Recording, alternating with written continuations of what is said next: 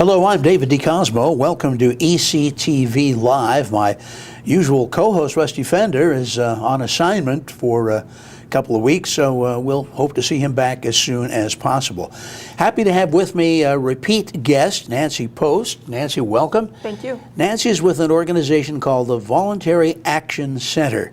Pretty impressive name. What we want to let you know is what they do and how that mission can be important to you or perhaps someone in your family. And Nancy, bottom line for those that maybe have never heard of Voluntary Action Center, or perhaps have heard the title but don't quite understand what it is you do. Would you give us a little of that foundation? Sure. Voluntary Action Center has been in existence for over 45 years, actually, and started as simply a volunteer center, a place where organizations would come to find volunteers to help them with their mission. We still certainly do that, but we also have added a number of different programs through the years as different needs would arise. And how are you funded? We're funded through a multitude of funding streams. We have federal funding for some of our programs, state, local funding, private foundation funding also. So it's program dependent. Program dependent. We don't charge for any of our services. All right.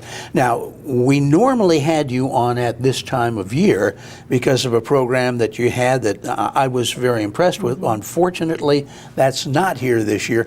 And I think it's important to mention that so we can perhaps redirect those looking for the service. What I'm thinking, of course, was the program you had offered with regard to tax help for the elderly. Right. That was our tax counseling for the elderly program, which unfortunately we no longer are doing. It actually came down to the point that a lot of the volunteers who'd been volunteering for years to do those taxes, they wanted to retire themselves. Sure. They didn't want to devote all of their winter months to taxes.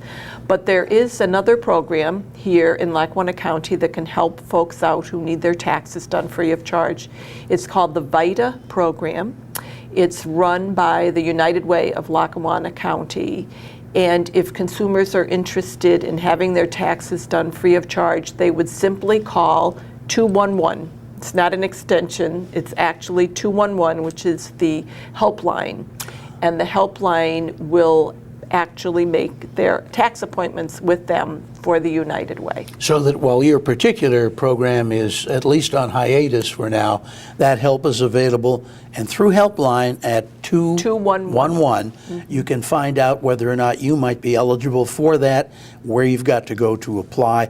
I know that for a time at least, University of Scranton was offering tax assistance, and I have to give you and your volunteers a lot of credit for the program that did exist, and obviously it was very labor intensive for those that volunteered. So you can understand, you do that year after year after year, and that you can have a little burnout factor, and these folks that are volunteering are not getting any younger. So. That's very true. Our lead volunteers were getting to the point that they thought maybe they would like to be in warmer climates for the winter. Sure. Well, at least the help is still there. You've just got to do a little bit of looking for it. You do have a list of operative programs, and you provided that list to me, and I have heard of, I think, most of these, but let's go over them one by one. Another named program that certainly you've heard mentioned is something called a prize. What is the Apprise program? The Apprise program is Medicare counseling. Every county in the state of Pennsylvania has an Apprise program, and it's there to help those of Medicare age or those nearing Medicare age to try and get through that crazy maze of signing up for Medicare and then every year looking at your plan to make sure that it's suiting your needs. It's complicated, as you may know. I have had personal experience with this program, and I'm so thankful that I did, because as I went out of the active workforce and into retirement, although I'm still here, right. Nonetheless, there were a lot of questions that had to be answered with regard to what kind of health plan should I look for. And I think when people think about looking for a health program, they tend to think strictly about dollars. Is program A cheaper than program B, without ever stopping to realize that program B may include some sort of pharmaceuticals that you absolutely have to have. So this is something you've got to sit down with. I guess you've got counselors, correct, yes, to review. We have both paid staff and volunteer counselors that can sit down with Medicare beneficiaries to review their plans. There's lots of things to keep thinking about, just like you said, whether their drugs are included in the plan, whether their doctors might be included in a plan, whether Yes. they travel during the winter and need a plan that will take care of them no matter where they go. So there's all types of little things that you need to take into account before you really sign your name on the dotted line. In addition to annual changes. Absolutely. We urge people to come to us during the annual enrollment period every fall, because that's when there are changes that will come up in drug plans, and we can sit down and show them all the options, and they can make an educated decision. And I think, again, from personal experience, this may be more important at the time when you are finally just beginning to enter that stage, to employ those federal programs and to look at your health benefits. Obviously, the annual change is something that should be reviewed, but boy, the start is so important. If someone is at either of those stages, do they need an appointment? How do they set up meeting with your representative, meeting with your volunteer or your paid assistant in some cases to get going? There's a couple different ways.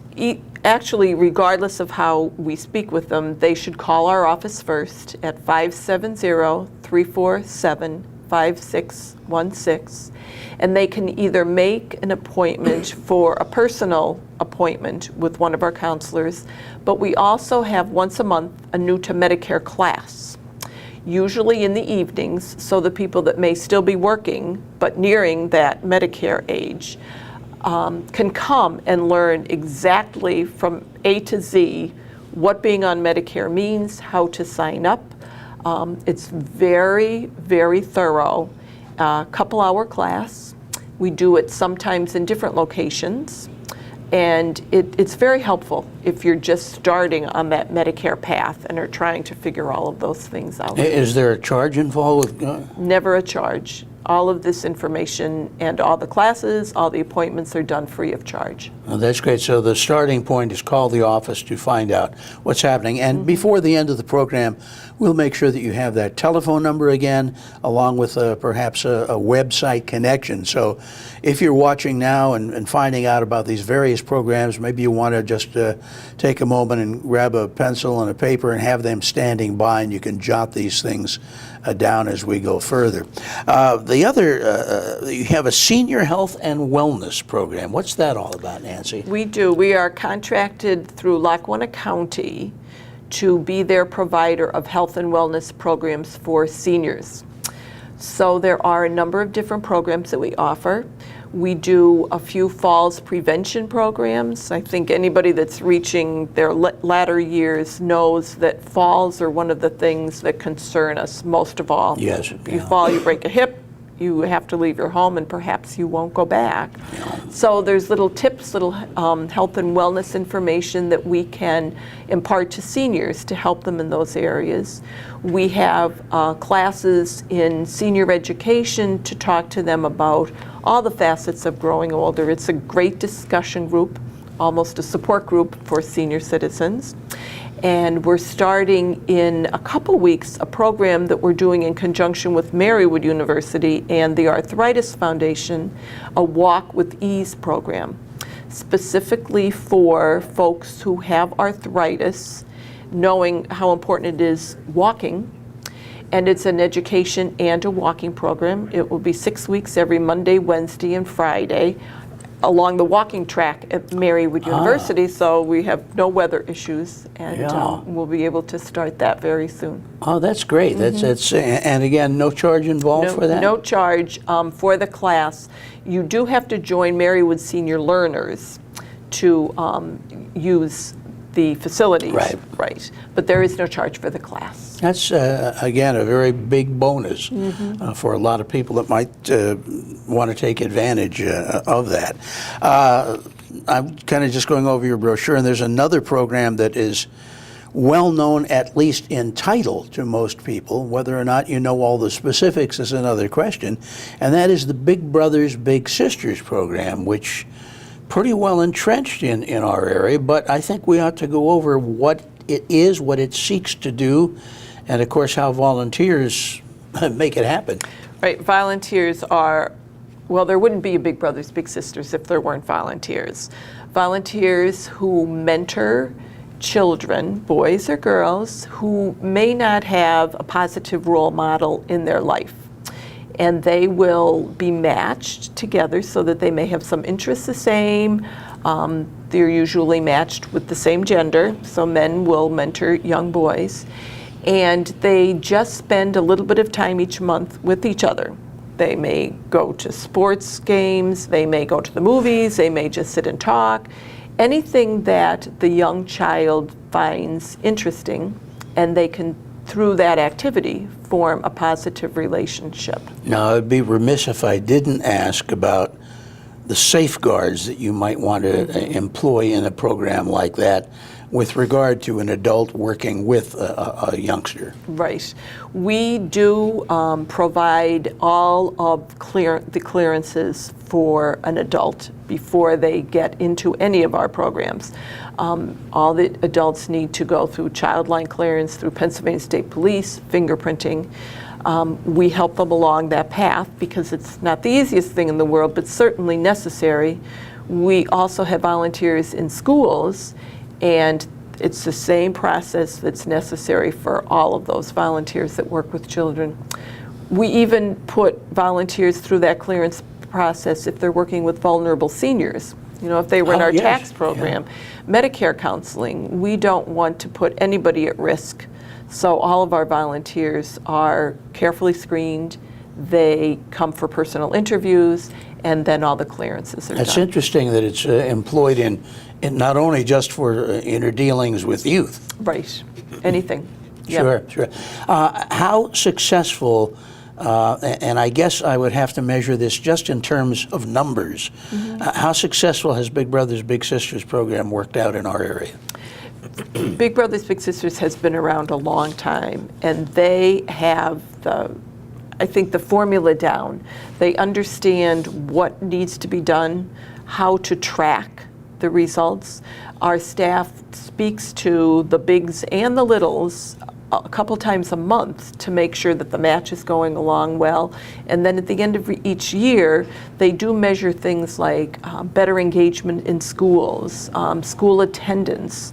So it's interesting to note what these relationships can actually mean to the child. You know, I'm wondering about whether or not the need on the part of young people may be growing. It seems, and I have no concrete figures to base this on, but it seems to me that we have a lot more single-parent families or one-provider families than we ever had before, and it seems to leave quite a gap. I think that you will find that there's a lot of children in crisis for very many different reasons. And this is a program that really can make a difference in their lives. No. RSVP, you know, I see that at the bottom of invitations all the time, but it usually just means, am I going to come or am I not going to come to the party? What kind of party are you holding that has RSVP? RSVP is actually an invitation to seniors, 55 and over, to get involved in volunteering in the community. Okay. It stands for the Retired and Senior Volunteer Program, and we have about, at least 500 or 600 volunteers in Luzerne, Wyoming, and Lackawanna counties who are devoting part of their time to volunteering in many different places. We have volunteers in schools, a lot of volunteers in schools. We have volunteers in pen pal programs. We have volunteers, of course, that do Medicare counseling. We have volunteers that help with our health and wellness programs. They usher at the cultural center or at the theater at North. What we do is sit down with a volunteer when we first speak with them to just find out what their skills and their interests are. And perhaps they would like to do things that they never did before, or perhaps they would like to do something that maybe they retired from but would like to continue to do it totally on a volunteer basis. I'm familiar with that. There you go. I'm doing that, right? There you go. Right as we speak. And it is such an advantage to people who are out of the regular workforce to be involved with something. Give yourself that something to do because you want to do it. And that can make it even more successful. And healthier. Yeah, absolutely. Volunteers absolutely. Find that their health is better, lowers your blood pressure. Volunteers actually live longer than non-volunteers. Good sign there. I did not realize that you were involved with drug and alcohol prevention programs. We are. How so? We have a number of different programs that our staff do in the community and in schools. With seniors, they do something called a Senior Alert program that talks to seniors about their medications, how to keep them safe, how to dispose of them safely, how to keep them out of reach of children and people who are in their homes. They also go to schools and do programs that are called Too Good for Drugs and life skills programs to help kids learn how to say no, how to make good choices. There's a lot of things that come at children these days, and it's just one of these programs that teaches them the basics of how to make really good decisions. Okay. The Christmas Holiday Bureau, obviously a seasonal thing, but something I've done some news coverage on over the years. That's still in existence, and perhaps you can explain how that works. Sure. The Christmas Holiday Bureau, which, as you said, is now over for another year, helps families with children who are 18 years of age and younger by providing them with a gift card so that they can go and choose to purchase whatever they might need most to make that holiday better. It may be toys, but it might not be toys. It might be clothing. They don't have clothing for their children. It may be to purchase food so that they have a nice holiday meal that they might not otherwise be able to have if they didn't have a couple extra dollars in their pocket. All of the money comes to us from the community.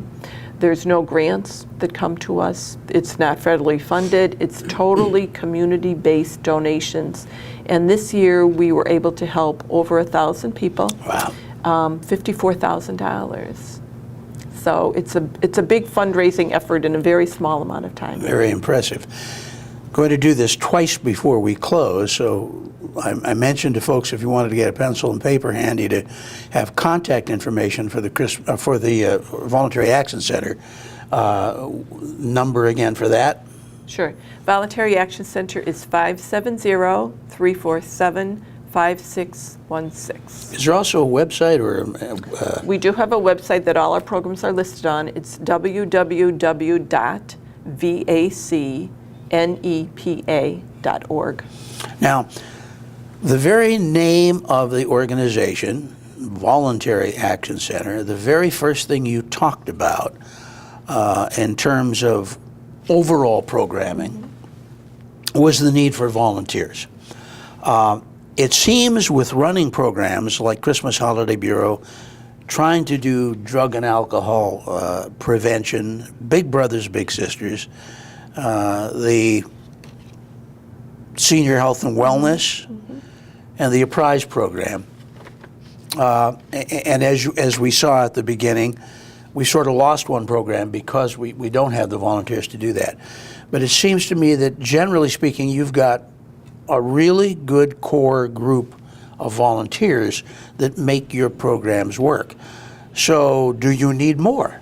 We always need more volunteers, not only for our programs, but for the community in general.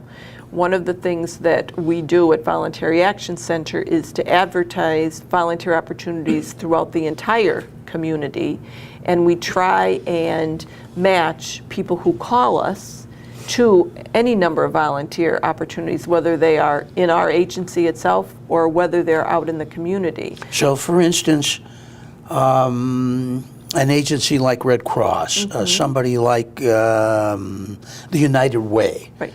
that would be in need of volunteers, perhaps for very specific jobs that are, they could go through you They could. to get those volunteers. A number of volunteers who call us aren't really sure what they want to do, and they're not aware of all the volunteer needs in the community. So we keep a very large database of opportunities for everybody.